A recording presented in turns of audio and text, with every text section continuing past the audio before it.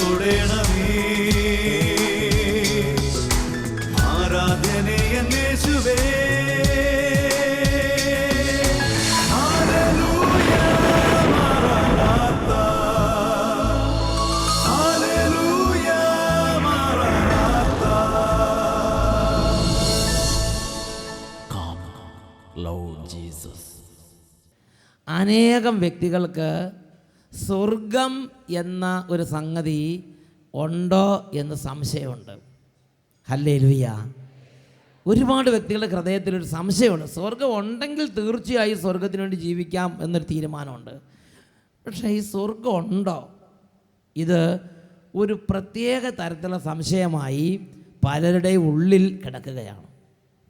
അതുകൊണ്ട് തന്നെ ഈ ലോകത്തിലെ സുഖം അങ്ങനെ വിട്ടുകളഞ്ഞാൽ സ്വർഗം ഇല്ലെങ്കിൽ പിന്നെ നമ്മൾ ഈ എടുക്കുന്ന കഷ്ടപ്പാടെല്ലാം വെറുതെ ആവില്ല എന്ന് ചിന്തിച്ച് കുറച്ച് പേര് ഇപ്പോഴും ലോകത്തിൻ്റെ പിടിവിടാതെ ഇരിക്കുന്ന ആളുകളുണ്ട്. പ്രിയപ്പെട്ട സഹോദരങ്ങളെ, അതുകൊണ്ട് നമ്മൾ സ്വർഗത്തെക്കുറിച്ച് വ്യക്തമായി നമ്മൾ മനസ്സിലാക്കണം. സ്വർഗമുണ്ടോ എന്നുള്ളതാണ് വിഷയം. ബൈബിളിൽ ഇതിനെക്കുറിച്ച് നമ്മൾ ചിന്തിക്കുമ്പോൾ സ്വർഗത്തെക്കുറിച്ച് നമ്മളെ പഠിപ്പിച്ചിരിക്കുന്നത് കർത്താവായ യേശു ക്രിസ്തുവാണ്. എന്തുകൊണ്ടാണ് യേശു ക്രിസ്തു സ്വർഗത്തെക്കുറിച്ച് പഠിപ്പിക്കുന്നത്? കാരണം സ്വർഗത്തിൽ നിന്നാണ് യേശു വന്നത്. യോഹന്നാൻ്റെ സുവിശേഷത്തിൽ 6-ാം അധ്യായം 38-ാം തിരുലിഖിതം, ഞാൻ സ്വർഗത്തിൽ നിന്ന് ഇറങ്ങി വന്നിരിക്കുന്നത് എൻ്റെ ഇഷ്ടം നിറവേറ്റാനല്ല, എൻ്റെ അയച്ചവൻ്റെ ഇഷ്ടം നിറവേറ്റാനാണ്. ഞാൻ സ്വർഗത്തിൽ നിന്ന് ഇറങ്ങി വന്നിരിക്കുന്നത് എൻ്റെ ഇഷ്ടം നിറവേറ്റാനല്ല, എന്നെ അയച്ചവൻ്റെ ഇഷ്ടം നിറവേറ്റാനാണ്. അപ്പോൾ യേശു തന്നെ പറയുകയാണ്, യേശു വന്നത് സ്വർഗത്തിൽ നിന്നാണ്. Praise the Lord. വീണ്ടും യോഹന്നാൻ്റെ സുവിശേഷത്തിൽ 6-ാം അധ്യായത്തിൽ 51-ാം തിരുലിഖിതം, ഞാൻ സ്വർഗത്തിൽ നിന്ന് ഇറങ്ങി വന്ന ജീവൻ്റെ അപ്പമാണ്. യേശു എവിടെ നിന്ന് വന്നുവെന്നാണ് ലോകത്തെ പഠിപ്പിച്ചത്? സ്വർഗത്തിൽ നിന്നും ഇറങ്ങി വന്ന വ്യക്തിയാണ് യേശു എന്നാണ് യേശുവിനെ കുറിച്ച് തന്നെ പഠിപ്പിക്കുന്നത്. ഹല്ലേലൂയ. അങ്ങനെ സ്വർഗത്തിൽ നിന്നും വന്ന യേശുവാണ് നമ്മളെ സ്വർഗത്തെക്കുറിച്ച് പഠിപ്പിച്ചത്. അതുകൊണ്ട് പ്രിയപ്പെട്ട ദൈവമക്കളെ, യേശു പറഞ്ഞ കാര്യങ്ങൾ ഉറപ്പായും ഞാനും നിങ്ങളും വിശ്വസിക്കണം. Praise the Lord. സംശയം ഒട്ടും അരുത്. ഹല്ലേലൂയ. ഇനി രണ്ടാമത്തെ കാര്യം, ഈ സ്വർഗത്തിൽ നിന്നും ഇറങ്ങി വന്ന യേശു മരിച്ചതിന് ശേഷം എങ്ങോട്ടാണ് പോയത്? ഇത് നമ്മൾ വായിക്കുന്നത് വിശുദ്ധ ലൂക്കായുടെ സുവിശേഷത്തിൽ 24-ാം അധ്യായത്തിൽ 51-ാം തിരുലിഖിതം. അവൻ അവരെ ബഥാനിയ വരെ കൂട്ടിക്കൊണ്ടുപോയി കൈകൾ ഉയർത്തി അവരെ അനുഗ്രഹിച്ചു കൊണ്ടിരിക്കെ അവൻ അവരിൽ നിന്ന് മറയുകയും സ്വർഗത്തിലേക്ക് സംവഹിക്കപ്പെടുകയും ചെയ്തു. അവർ അവനെ ആരാധിച്ചു. ഹല്ലേലൂയ. അപ്പോൾ ഉയർത്തെഴുന്നേറ്റ യേശു ഈ ഭൂമിയിൽ നിന്നും എങ്ങോട്ടാണ് പോയത്? ബൈബിൾ വ്യക്തമായി പഠിപ്പിക്കുകയാണ്, അവൻ സ്വർഗത്തിലേക്ക് കരേറി, അവൻ സ്വർഗത്തിലേക്ക് സംവഹിക്കപ്പെട്ടു. Praise the Lord. വീണ്ടും അപ്പോസ്തല പ്രവർത്തനത്തിൽ 1-ാം അധ്യായത്തിൽ 11-ാം തിരുലിഖിതം വചനം പഠിപ്പിക്കുകയാണ്, അല്ലയോ ഗലീലിയരെ, നിങ്ങൾ ആകാശത്തിലേക്ക് നോക്കി നിൽക്കുന്നത് എന്ത്? നിങ്ങളിൽ നിന്ന് സ്വർഗത്തിലേക്ക് സംവഹിക്കപ്പെട്ട യേശു സ്വർഗത്തിലേക്ക് പോകുന്നതായി നിങ്ങൾ കണ്ടതുപോലെ തന്നെ തിരിച്ചു വരും. Praise the Lord. അപ്പോസ്തല പ്രവർത്തനത്തിൽ 1-ാം അധ്യായത്തിൽ 11-ാം വാക്യത്തിൽ പഠിപ്പിക്കുകയാണ്, നിങ്ങളിൽ നിന്നും സംവഹിക്കപ്പെട്ട യേശു സ്വർഗത്തിലേക്ക് പോയതുപോലെ അവൻ സ്വർഗത്തിൽ നിന്ന് വീണ്ടും വരും. ഹല്ലേലൂയ. അപ്പോൾ യേശു എങ്ങോട്ട് പോയി എന്നാണ് വിശുദ്ധ ലിഖിതം പഠിപ്പിക്കുന്നത്? മരിച്ച് ഉയർത്തെഴുന്നേറ്റ യേശു സ്വർഗത്തിലേക്ക് സംവഹിക്കപ്പെട്ടു. അത് സ്ലീഹന്മാർ അവരുടെ കണ്ണുകൾ കൊണ്ട് കണ്ടു. വീണ്ടും അപ്പോസ്തല പ്രവർത്തനത്തിൽ 7-ാം അധ്യായം 55-ഉം 56-ഉം തിരുലിഖിതങ്ങൾ അവിടെ വചനം പഠിപ്പിക്കുകയാണ്, എസ്തപ്പാനോസ് എന്ന് പറയുന്ന ക്രിസ്തു ശിഷ്യനെ മതവിരോധികൾ കല്ലെറിഞ്ഞ് കൊന്നപ്പോൾ മരണത്തിൻ്റെ വക്കത്തെത്തിയ എസ്തപ്പാനോസ് അവൻ ഒരു ദൃശ്യം കണ്ട് ആ ദൃശ്യം ഉറക്കെ വിളിച്ചു പറയാണ്. എന്താണ് ആ ദൃശ്യം കണ്ടത്? ഇതാ സ്വർഗം തുറക്കപ്പെട്ടിരിക്കുന്നതും പിതാവിൻ്റെ വലതുഭാഗത്ത് യേശു ക്രിസ്തു നിൽക്കുന്നതും ഞാൻ കാണുന്നു. അപ്പോൾ സ്വർഗത്തിലേക്ക് സംവഹിക്കപ്പെട്ട യേശു പിതാവിൻ്റെ വലതുഭാഗത്ത് ഇരിക്കുന്നതായി നിൽക്കുന്നതായി എസ്തപ്പാനോസ് കണ്ടു. എസ്തപ്പാനോസ് ആ ദൃശ്യത്തെ സ്ഥിരീകരിച്ചു. അപ്പോൾ സ്വർഗത്തിലേക്ക് പോയ യേശു പിതാവിൻ്റെ വലതുഭാഗത്ത് ഇരിക്കുന്നതും നിൽക്കുന്നതുമായി എസ്തപ്പാനോസിന് കാണുകയാണ്. അപ്പോസ്തല പ്രവർത്തനത്തിൽ 7-ാം അധ്യായത്തിൽ 55-56 വാക്യങ്ങളിലാണ് നാം ഇത് വായിക്കുന്നത്. വേറൊരു വാക്യം പറഞ്ഞാൽ, യേശു സ്വർഗത്തിൽ നിന്നും നമ്മുടെ ഇടയിലേക്ക് വന്നു. എന്നിട്ട് നമ്മുടെ ഇടയിൽ 33 വർഷക്കാലം ജീവിച്ചിട്ട് യേശു സ്വർഗത്തിലേക്ക് തന്നെ തിരികെ കയറി. ഹല്ലേലൂയ. അവൻ സ്വർഗാരോഹണം ചെയ്ത് ദൈവം അവനെ സ്വർഗത്തിലേക്ക് സംവഹിച്ചു. Praise the Lord. ഈ യേശുവാണ് നമ്മളെ സ്വർഗത്തെക്കുറിച്ച് പഠിപ്പിച്ചത്. ഈ ഭൂമിയിൽ ജീവിച്ചിരുന്ന കാലത്ത്, തൻ്റെ പരസ്യ ജീവിത കാലത്ത് യേശു പ്രബോധനം കൊടുത്തപ്പോൾ യേശു കൊടുത്തിരുന്ന അടിസ്ഥാനപരമായ പ്രബോധനം എന്താണ്?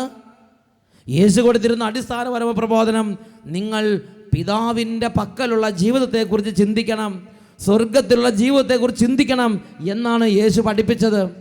യേശു ലൂക്കായുടെ സുവിശേഷത്തിൽ 12-ാം അധ്യായത്തിൽ 33-ാം തിരുലിഖിതത്തിൽ പഠിപ്പിക്കുകയാണ്, സ്വർഗത്തിൽ നിങ്ങൾക്കായി നിക്ഷേപങ്ങളെ കരുതുവീൻ, അവിടെ കള്ളന്മാർ കടന്നു വരികയോ ചിതൽ നശിപ്പിക്കുകയോ ഇല്ല.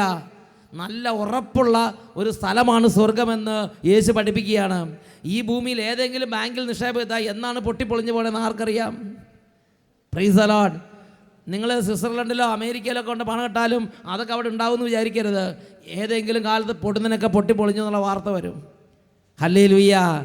എന്നാൽ യേശു പറഞ്ഞു, നിങ്ങൾക്ക് നിക്ഷേപം ഒരിക്കലും പൊളിയാത്ത ഒരു ബാങ്കിൽ നിക്ഷേപം കരുതാൻ നിങ്ങൾ ആഗ്രഹിക്കുന്നുണ്ടെങ്കിൽ ഒരിക്കലും പൊളിയാത്തൊരു ബാങ്കുണ്ട്. അതാണ് സ്വർഗത്തിലെ ബാങ്ക്. അവിടെ നിങ്ങൾക്കായി നിക്ഷേപത്തെ കരുതണം. യേശു കൽപ്പിച്ചു, സ്വർഗത്തിൽ നിങ്ങൾക്കായി നിക്ഷേപങ്ങളെ കരുതുവിൻ, അവിടെ കള്ളന്മാർ കടന്നു വരികയോ ചിതൽ നശിപ്പിക്കുകയില്ല. ഇവിടെ നിങ്ങൾ നിക്ഷേപങ്ങൾ കരുതി വെച്ചെന്ന് വിചാരിക്കുക. ഇവിടെ നിക്ഷേപങ്ങളെ കരുതി വെച്ചാലും പൊടുന്നനെ ഇടിപിടി എന്ന് പറഞ്ഞ് ഒരു ഹാർട്ട് അറ്റാക്ക് വന്നാൽ മതി, എല്ലാം തവിടുപൊടിയായി. ഈ കരുതി വെച്ചെല്ലാം ആര് കൊണ്ടുപോകും? ഈ കരുതി വെച്ചതിനെ പ്രതി പിന്നെ വീട്ടിൽ കിടന്നുണ്ടാകുന്ന വഴക്കിന് വല്ല കണക്കുണ്ടോ? Praise the Lord.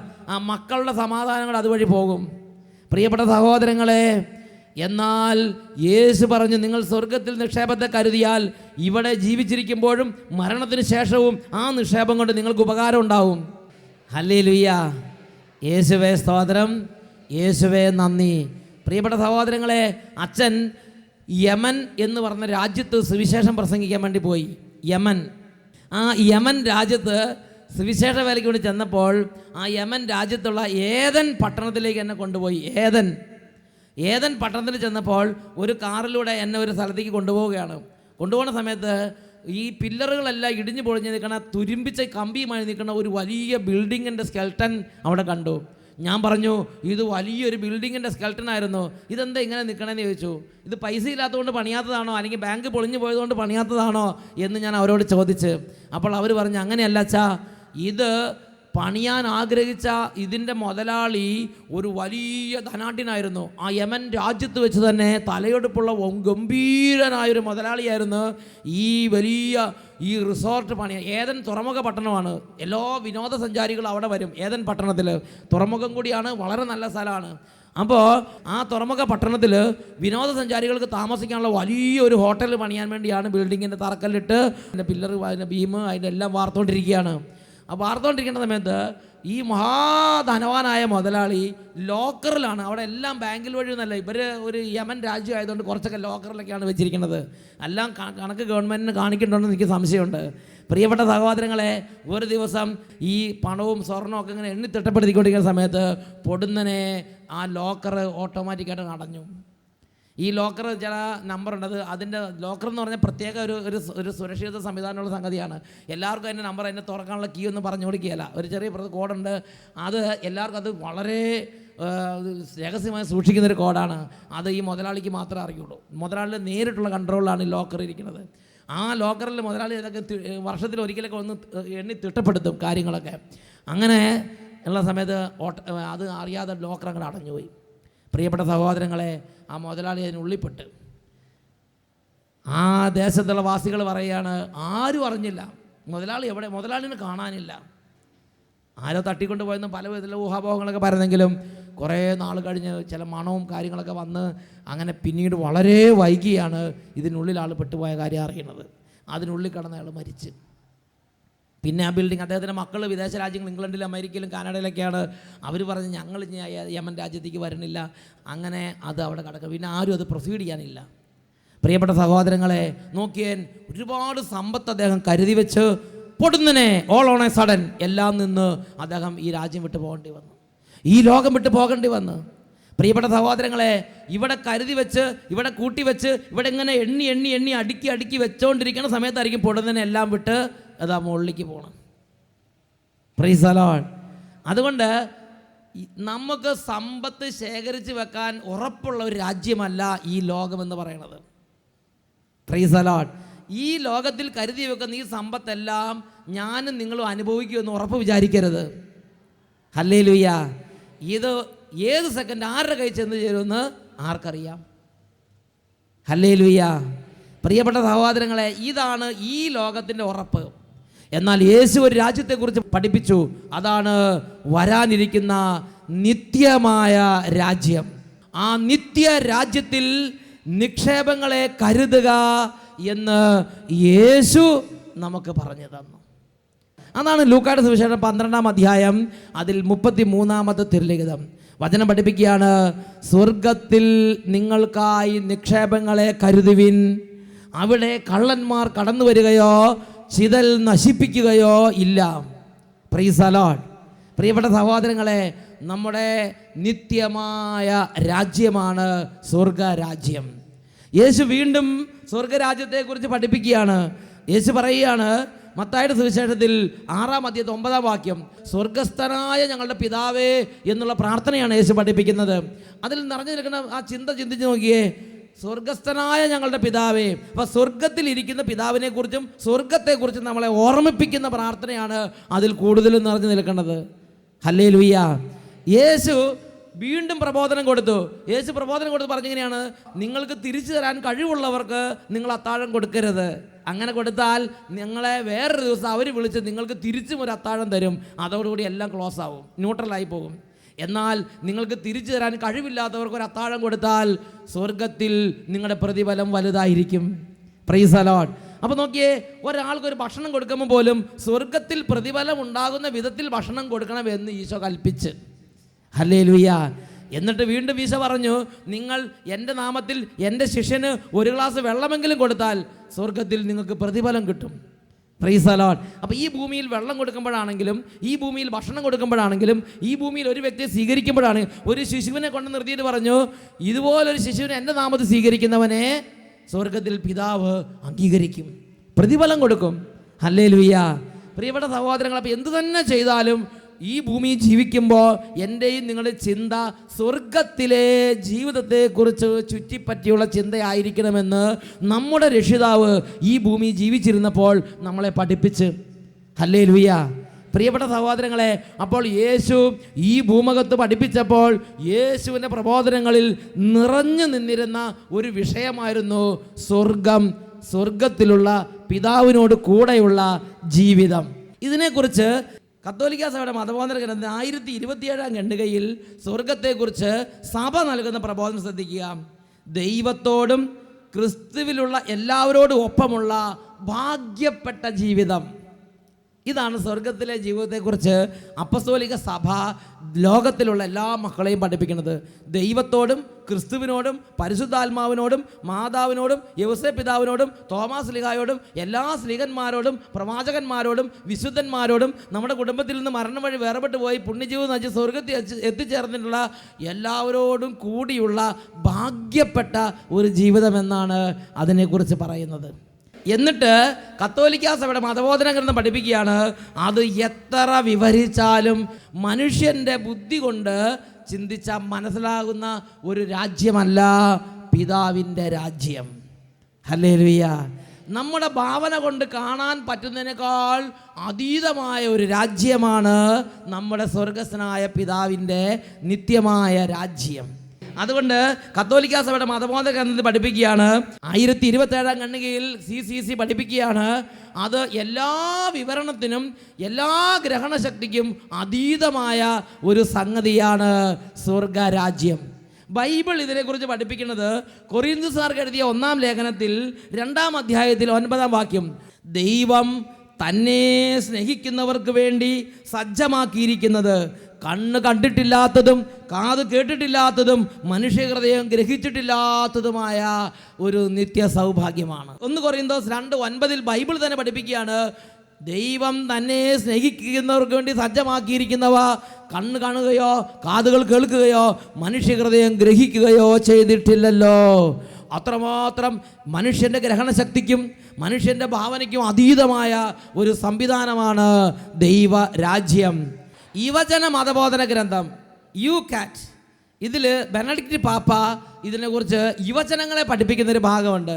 യുവജന മതബോധന ഗ്രന്ഥം 158-ാമത്തെ ഖണ്ഡികയിലാണ് മാർപ്പാപ്പ ഈ കാര്യത്തെക്കുറിച്ച് യുവജനങ്ങളെ പഠിപ്പിക്കുന്നത്. എല്ലാ മാലാഖമാരോടും എല്ലാ വിശുദ്ധരോടും ത്രിയേക ദൈവത്തോടും കൂടെ നമുക്ക് എന്നേക്കും സന്തോഷിക്കാൻ കഴിയും. അത് ഒരു നിമിഷമാണ്, അതിന് ആരംഭമില്ല അവസാനമില്ല, അതങ്ങനെ അനന്തമായ ഒരു അനുഭവമാണ്. Praise the Lord. എല്ലാ മാലാഖമാരോടും എല്ലാ വിശുദ്ധരോടും കൂടെ ദൈവത്തോടൊപ്പം അനന്തമായി സന്തോഷിക്കുന്ന ആ ഒരു ഭാഗ്യപ്പെട്ട അവസ്ഥ എന്ന് മാർപ്പാപ്പ അതിനെക്കുറിച്ച് പഠിപ്പിക്കുകയാണ്. ഹല്ലേലൂയ.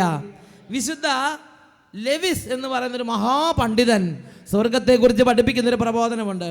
സ്വർഗത്തിലുള്ള നിങ്ങളുടെ സ്ഥലം നിങ്ങൾക്ക് വേണ്ടി സൃഷ്ടിച്ചതാണെന്ന് തോന്നും, കാരണം നിങ്ങൾ അതിനു വേണ്ടി സൃഷ്ടിക്കപ്പെട്ടിട്ടുള്ളതാണ്. നിങ്ങൾ അതിനു വേണ്ടി മാത്രം സൃഷ്ടിക്കപ്പെട്ടിട്ടുള്ളതാണ്. ഹല്ലേലൂയ. പ്രിയപ്പെട്ട സഹോദരങ്ങളെ, ഒരമ്മയുടെ ഗർഭപാത്രം അത് ആ കുട്ടിക്ക് ഇങ്ങനെ വളഞ്ഞു കടക്കാൻ പറ്റിയ വിധത്തിൽ സൃഷ്ടിച്ചിട്ടുള്ളതാണ്. ശരിയല്ലേ? അത് ആ ഗർഭപാത്രത്തിൽ ആ കുട്ടി വളരെ സന്തോഷമായി കിടക്കുകയാണ്. ഹല്ലേലൂയ. അപ്പോൾ ആ ഗർഭപാത്രം കണ്ടാൽ നമുക്ക് മനസ്സിലാവും അത് ആ കുഞ്ഞിന് വേണ്ടി സൃഷ്ടിക്കപ്പെട്ടുള്ളതാണ് ഗർഭപാത്രം. ശരിയല്ലേ? അതുപോലെ നമ്മുടെ സ്വർഗത്തിൽ നമുക്കുള്ളൊരു വീടുണ്ട്, നമുക്കൊരു ഇടമുണ്ട് സ്വർഗത്തിൽ, നമുക്കൊരു കൊട്ടാരമുണ്ട്, ഒരു വീട്, ഒരു സ്ഥലം. ആ സ്ഥലം കാണുമ്പോൾ അത് എനിക്ക് വേണ്ടി മാത്രം സൃഷ്ടിക്കപ്പെട്ടുള്ളതാണെന്ന് നമ്മളവിടെ ചെല്ലുമ്പോൾ തോന്നും. ഒരു ബാറ്ററി നിങ്ങൾ വാങ്ങുകയാണെങ്കിൽ ബാറ്ററി ഒരു കേസിനകത്തല്ലേ തരണത്, അല്ലേ? ആ കേസ് ആ ബാറ്ററിക്ക് വേണ്ടി മാത്രം ഉണ്ടാക്കിയിട്ടുള്ളതാണ്. ശരിയല്ലേ? ആ കേസിനകത്ത് നമുക്കൊരു കപ്പളങ്ങി എടുത്ത് വെക്കാൻ പറ്റുമോ? പറ്റില്ല. അല്ലെങ്കിൽ കോഴിമുട്ട വെക്കേണ്ട സ്ഥലം കണ്ടിട്ടുണ്ടോ? അത് ആ കോഴിമുട്ടയ്ക്ക് മാത്രം ഇരിക്കാൻ പറ്റിയൊരു സ്ഥലമാണത്. അതിനുവേണ്ടി തന്നെ ഉണ്ടാക്കിയിട്ടുള്ളതാണ്. അതേമാതിരി ഇതാ യുവജന മതബോധന ഗ്രന്ഥത്തിൽ സ്വർഗത്തെക്കുറിച്ച് പഠിപ്പിക്കുകയാണ്. സ്വർഗത്തിലുള്ള നിങ്ങളുടെ സ്ഥലം നിങ്ങൾക്ക് വേണ്ടി മാത്രം സൃഷ്ടിച്ചതാണെന്ന് നിങ്ങൾക്ക് അന്ന് മനസ്സിലാവും, കാരണം നിങ്ങൾ അതിനു വേണ്ടി സൃഷ്ടിക്കപ്പെട്ടിട്ടുള്ളവരാണ്. ഹല്ലേലൂയ. നിങ്ങൾ അതിനു വേണ്ടി സൃഷ്ടിക്കപ്പെട്ടു. അവിടെ ചെല്ലുമ്പോഴാണ് അതിൻ്റെ ഉടമസ്ഥത നിങ്ങൾക്ക് ആകുമ്പോൾ തൊട്ടാണ് നിങ്ങൾക്ക് ഒരു സമാധാനം വരുള്ളൂ. അല്ലാതെ ഇവിടെ കിടന്ന് എന്ത് തലകുത്തി മറിഞ്ഞാലും, ജോലി കിട്ടിയാലും പണം കിട്ടിയാലും സ്വർണം കിട്ടിയാലും സാരി കിട്ടിയാലും പിന്നെ കല്യാണം നടന്നാലും മക്കളുണ്ടായാലും വീട് വെച്ചാലും ഓസ്ട്രേലിയ പോയാലൊക്കെ സമാധാനം എന്ന് വിചാരിക്കരുത്.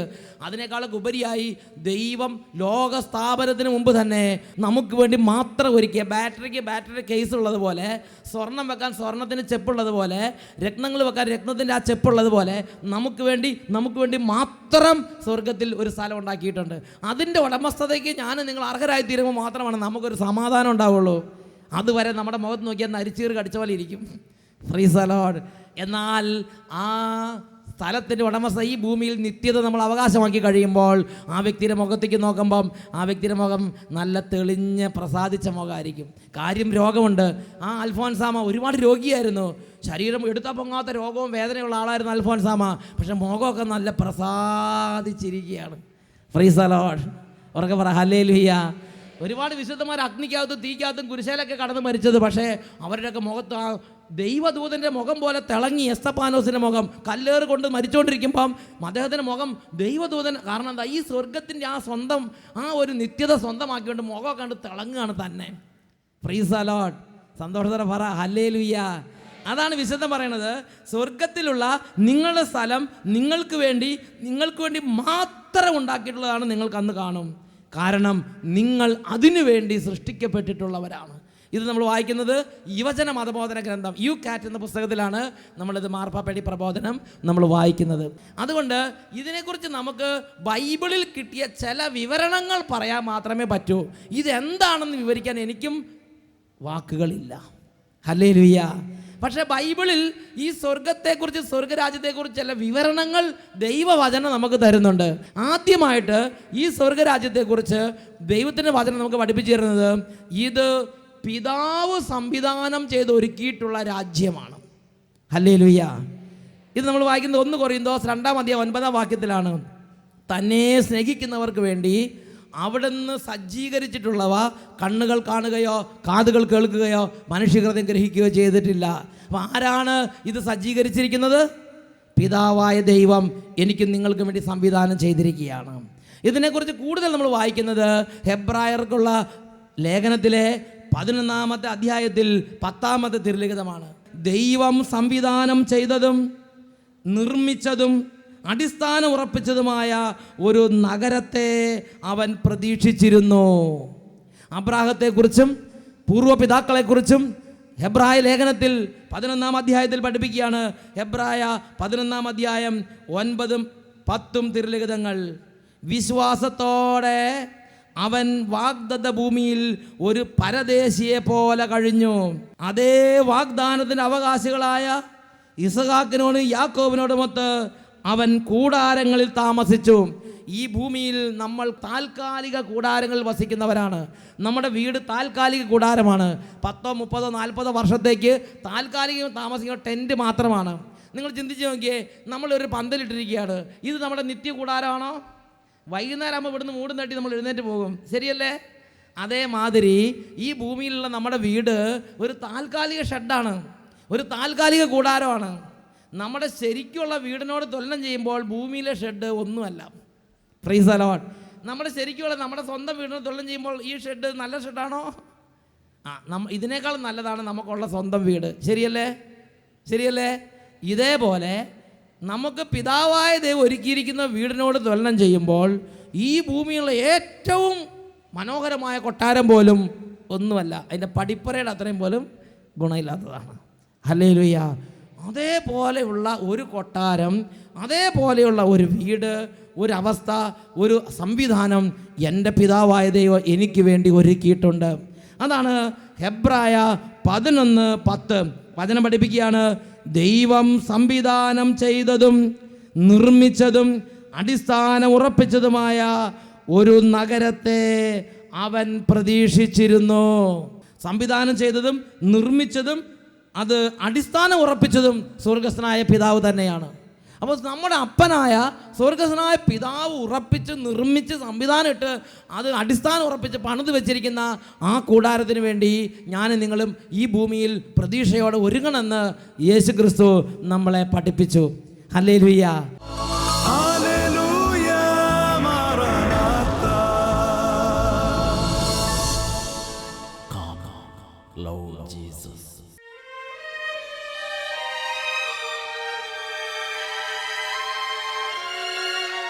പ്രിയപ്പെട്ട ദൈവമക്കളെ, ഈ നിമിഷങ്ങളിൽ നമ്മുടെ ഹൃദയങ്ങളെ നമുക്ക് എളിമപ്പെടുത്താം. വിശുദ്ധ ലൂക്കായുടെ സുവിശേഷം 13-ാം അധ്യായം 25-ാം വാക്യം. വീട്ടുടമസ്ഥൻ എഴുന്നേറ്റ് വാതിൽ അടച്ചു കഴിഞ്ഞാൽ പിന്നെ നിങ്ങൾ പുറത്തു നിന്ന് മുട്ടാൻ തുടങ്ങും. എന്നാൽ ഞാൻ നിങ്ങളോട് പറയും, നിങ്ങൾ എവിടെ നിന്നാണ് ഞാൻ അറിയുന്നില്ല. അനീതി പ്രവർത്തിക്കുന്നവരെ നിങ്ങൾ എന്നിൽ നിന്ന് അകന്നു പോകുവിൻ. പ്രിയപ്പെട്ട ദൈവമക്കളെ, ഇരു കരങ്ങളും രക്ഷിതാവായ യേശുവിങ്കലേക്ക് ഉയർത്തി, മകനെ മകളെ നിത്യരക്ഷയുടെ അഭിഷേകത്തിന് വേണ്ടി ആഗ്രഹിച്ച് നിലവിളിച്ച് പ്രാർത്ഥിക്കട്ടെ. രക്ഷയുടെ മണിക്കൂറിന് തിരിച്ചറിയുക. കർത്താവ് തരുന്ന ഈ അത്ഭുത നിമിഷത്തെ നീ തിരിച്ചറിയുക.